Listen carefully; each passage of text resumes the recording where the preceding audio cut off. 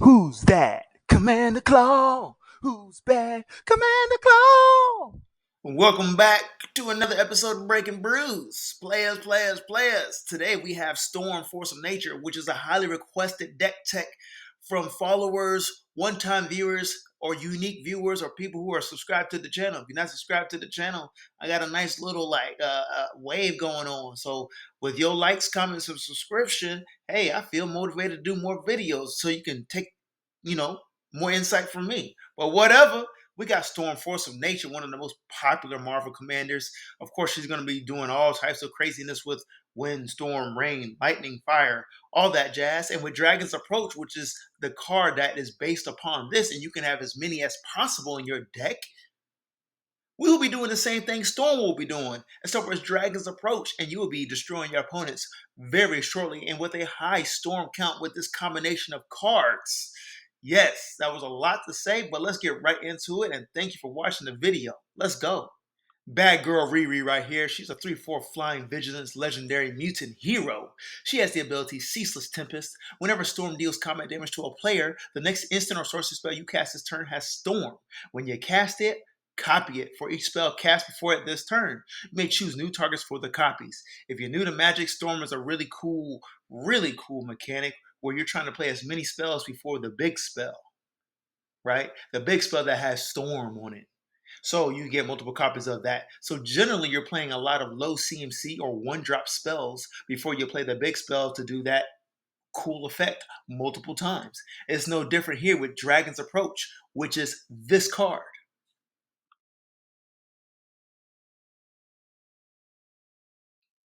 Dragon's Approach is a 3 CMC sorcery, 2 colors, 1 red. It says Dragon's Approach deals 3 damage to each opponent. You may exile Dragon's Approach and 4 cards named Dragon's Approach from your graveyard.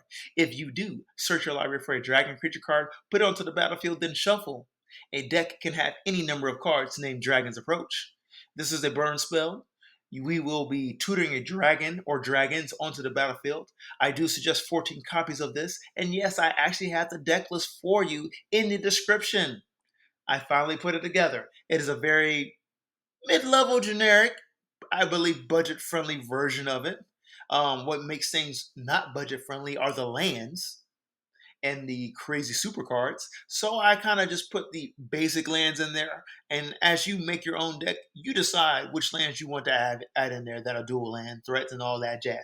Yada, yada, yada. But so far, I believe it is budget friendly. So let me get into the dragon that we want to tutor, or the dragon that is in this deck that makes it really pop off with Dragon's Approach.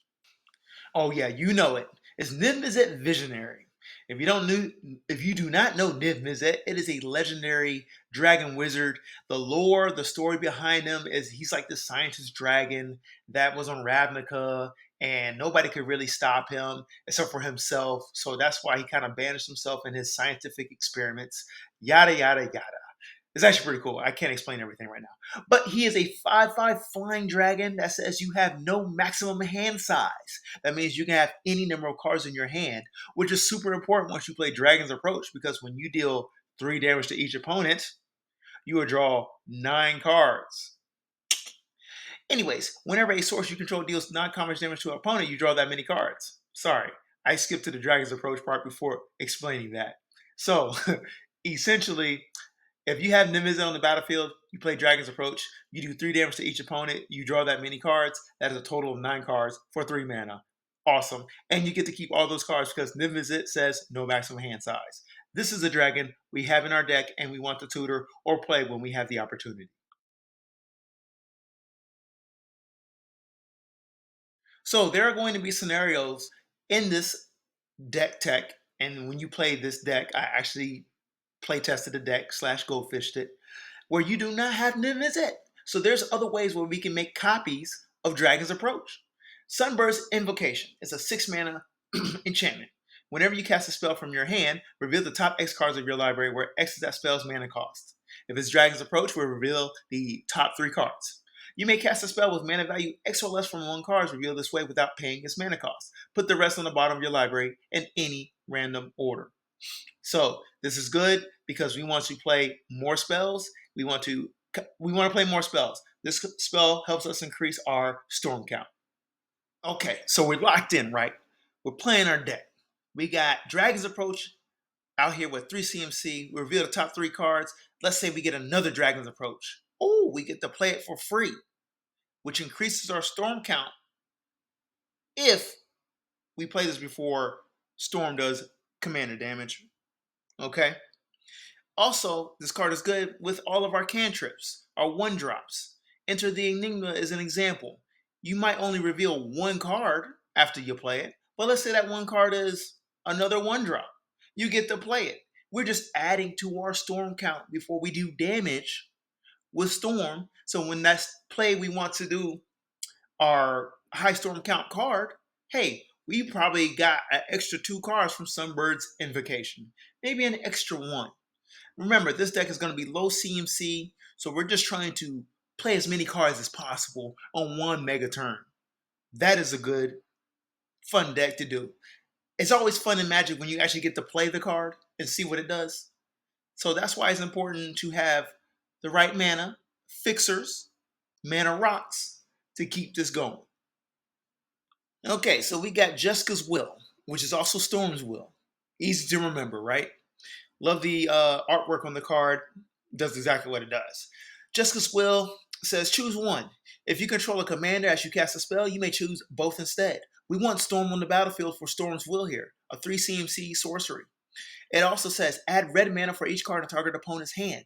Do not underestimate 4 cards in an opponent's hand.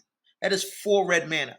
And if we storm off with this card, that is 4 mana per storm count. So if we storm 1 time, that is 8 red mana. That's a lot. It also says exile the top 3 cards of your library. You may play them this turn.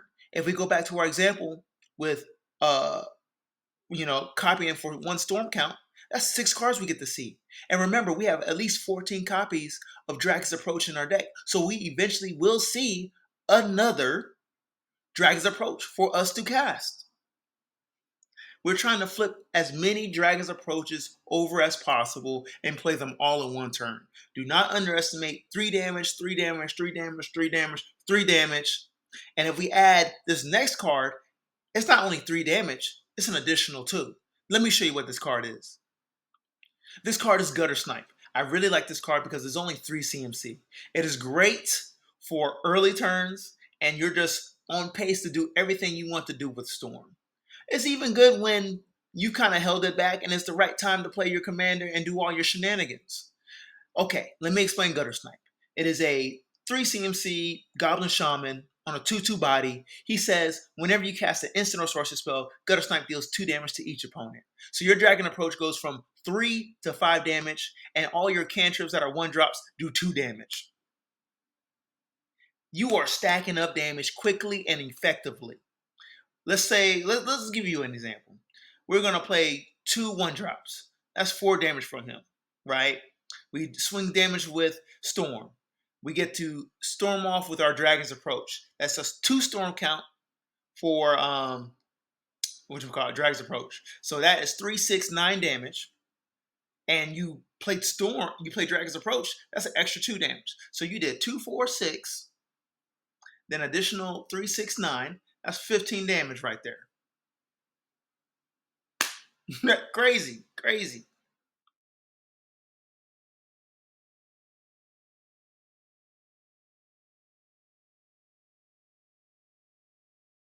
I'm not going to stay too long on this section right here. Cost reducers are super important whenever you have red and white.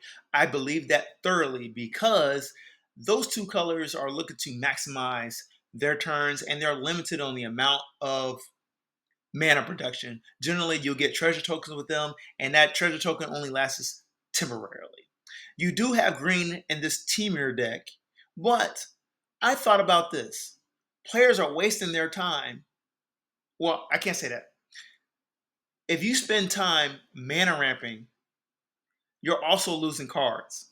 And you're also looking for, or you should be looking for, bigger spells. So if you build your deck that way, mana ramping, such as fetching lands and stuff like that, that's great. But this deck is not trying to do that. We're trying to stay low CMC, maximize all the mana that we have for this turn. So that way we keep on pace, and it's 18 damage on turn 5, maybe turn 6, or maybe when you're ready, or when like the game state says Storm is taking over. We got Goblin Electromancer. Instant source spells cost 1 less. Storm Catch Mentor. Instant source spells cost 1 less. Primary Amulet, if you don't know what this does, it's one of those popular artifacts. Reduces spells, instant source spells by 1 less. Whenever you cast an instant spell, put a charge counter on it. When it has 4 or more, you transform this. It becomes a land that taps, and you get to copy spells. Let's go.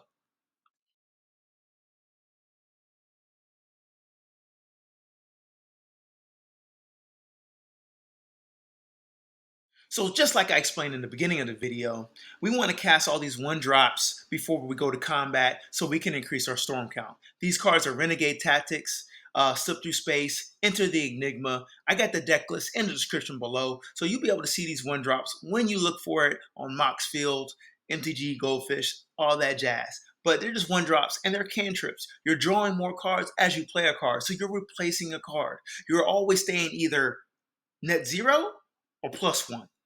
When you have Teferi's Insight, which I'll describe later on, you get to go +2.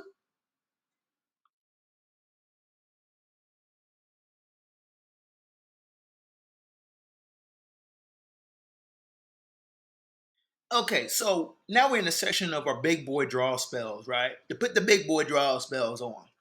I got right here Weight of Memory for 5 mana. Don't worry, you got cost reducer, so you're not really trying to pay 5 mana for this card. You're really going to pay 4 or maybe even 3 because you got the cost reducers out there. It is a sorcery that says draw 3 cards. Target player puts the top 3 cards of their library into their graveyard. If you got a storm count with this, maybe like 1 storm count, you're going to be drawing 6 cards. And 2 target players put the top 3 cards of the library into their graveyard. Preferably, you want to target yourself because you want to put your Dragon's Approaches in the graveyard so that way you can tutor out Niv-Mizzet Visionary. See that synchronization right there? I do my research. I've already play tested this deck several times. I got addicted to playing it, so I know what I'm trying to do here. On the right-hand side, we got Urban Evolution. 5 mana. Remember, we ain't trying to pay 5 mana for this. It's a sorcery. Draw 3 cards. You may play an additional land this turn. If this card has a storm count of 1, you're drawing 6 cards, and you may play 2 additional lands this turn. Think about all the cards you're about to draw. 6 cards, you're going to get at least 2 lands. You could just put both those lands. On one turn, you get to play 3 lands. That's explosive gameplay. That's what you want to do with type of decks like this in Temur colors. You don't want to give your opponents the opportunity to actually remove your creature because each play, each turn counts. That's the way I look at Magic Commander. Each turn counts. So what can you do on early turns that sets up the turn that you want to play? Each turn counts. This is it. In the deck list, we got Plan the Heist. It's a 4 CMC sorcery. Cool. Remember, cost reducers, we're probably going to play 3 mana for this. Surveil 3 if you have no cards in the hand. Most likely, you will have cards in your hand. You have Izzet in this color scheme with Temur. It says, then draw 3 cards. If you don't know Surveil, Surveil says to Surveil 3, look at the top 3 cards of your library, then put any number of them into your graveyard and put the rest on top of your library in any order. Of course, we're looking to put Dragon's Approach into our graveyard. It also has the plot mechanic. For 4 mana, you may pay 4 mana and exile this card from your hand. Cast it as a sorcery on a later turn without paying its mana cost. Plot as a sorcery. This is great once you attack and do damage with Storm, and you have a Storm count of maybe 1 or 2. If it's 1, you get to draw 6 cards, and you invested early with this card with a payoff of 0 later on. That's good. That's good. That's good. Okay, next up we got Eagle Vision. 5 CMC sorcery that has free running. It says tap 2. You may cast a spell for its free running cost if you dealt combat damage to a player this turn with an assassin or commander. Storm is a commander. So you are paying 2 mana to draw 3 cards. If this card has a storm count of 1, you're drawing 6 cards for 2 mana. That is a great efficient rate. Come on, man. You need to do this when you don't have Dragon's Approach in your hand. This is like almost a wheel effect. Let's go. Teferi's Ageless Insight is super important in this deck.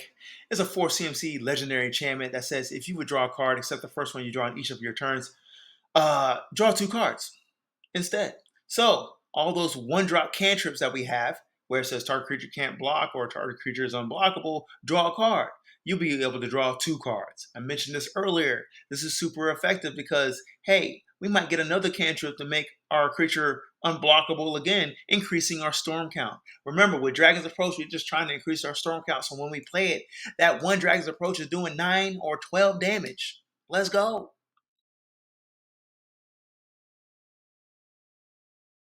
So don't take offense when I said cards you may not understand. Like when you see the deck list, sometimes you look at deck lists and you're new to the game, you're like, what does this card do? Why would I put that in there? This is why it's in here. This section, we want to discard cards and we want to discard Dragon's Approach so we can put in Niv-Mizzet. Okay? Thrill of Possibility, super staple.